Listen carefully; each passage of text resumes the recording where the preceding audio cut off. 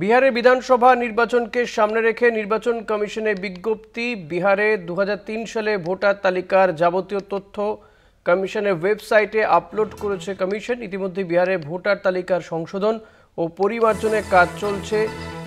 কমিশনের বিজ্ঞপ্তি অনুযায়ী প্রায় 60% ভোটারকে নতুন করে কোনো নথি জমা দিতে হবে না। বিহারে বিধানসভা নির্বাচনকে সামনে রেখে নির্বাচন কমিশনের বিজ্ঞপ্তি, প্রায় 60% ভোটারকে নতুন করে নথি জমা দিতে হবে না। সত্য সুন্দর ভট্টাচার্য রয়েছেন আমার সঙ্গে টেলিফোনে। সত্য, কি জানা যাচ্ছে এই বিষয়ে? সত্য, কাদেরকে তাহলে নথি জমা দিতে হবে?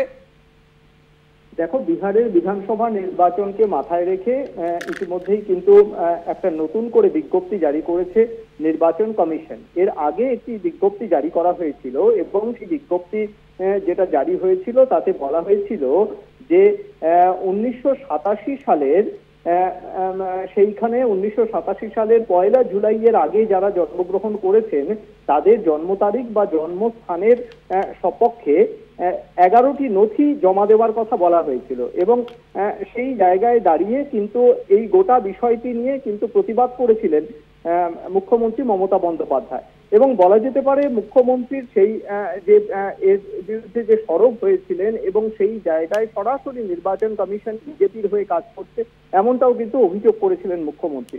বলা যেতে পারে তারপরে কিন্তু নতুন করে যে নির্দেশিকা জারি করা হয়েছে তাতে বলা হয়েছে যে বিহারের ক্ষেত্রে ওই রাজ্যে 2003 সালের ভোটার তালিকার যে সংশোধন হয়েছিল সেই সময় যত সংখ্যক ভোটার ছিল সেটা ছিল প্রায় 5 কোটির কাছাকাছি, 4.96 কোটি। সেই ভোটারের 60% যারা ভোটার রয়েছেন সেই ভোটাররা তারা কিন্তু তাদেরকে নতুন করে তাদের বাবা মায়ের যে জন্মস্থান বা জন্ম তারিখ এই বিষয়টির ক্ষেত্রে কিন্তু নতুন করে আর তাদের কোনো রকম পরিচয়পত্র দিতে হবে না।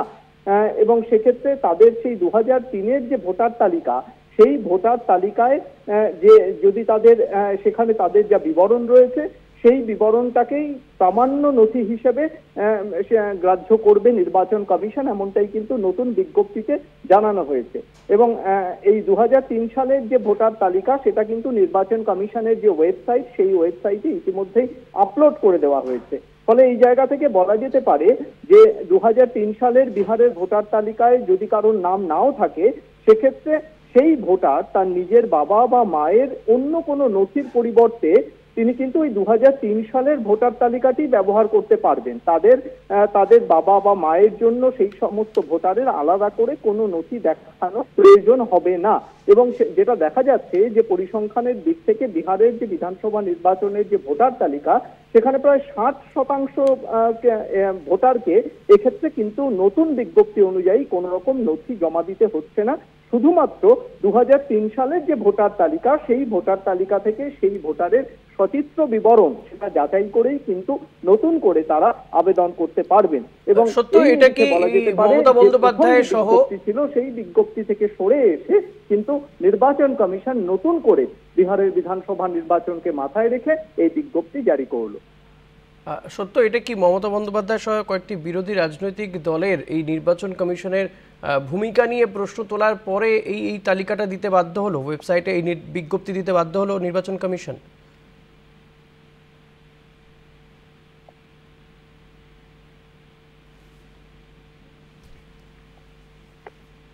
সত্য, শোনা যাচ্ছে আমার কথা? কোনোভাবে যোগাযোগ বিচ্ছিন্ন হয়ে গেছে। কথা বলছিলাম প্রতিনিধি সত্য সুন্দর ভট্টাচার্যের সঙ্গে।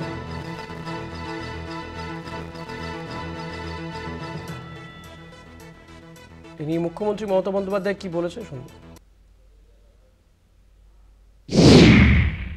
বিহারটা তো আসলে বিজেপি গভর্নমেন্ট কিছু করবে না। They will not do not act for Bihar. Only 3 months are left. Whatever BJP will say, that they will follow. But for Bengal, this is they are targeting actual Bengal. Now election commission cannot say. তারা বলতে পারে না যে নতুন করে সম্পূর্ণ আবার voter list. আগেরবার দেখলেন একজন হরিয়ানার ভোটার দিয়ে ভর্তি করে দেওয়া হয়েছে, পাঞ্জাবের ভোটার দিয়ে ভর্তি করে দেওয়া হয়েছে, রাজস্থানের বিজেপি অধ্যুষিত এলাকার ভোটার দিয়ে ভর্তি করে দেওয়া হয়েছে। এরপর আবার নতুন ফরম্যান এসছে, সবাইকে বন্ডেড লেবার পেয়েছে। I am sorry to say, political parties are not the bonded.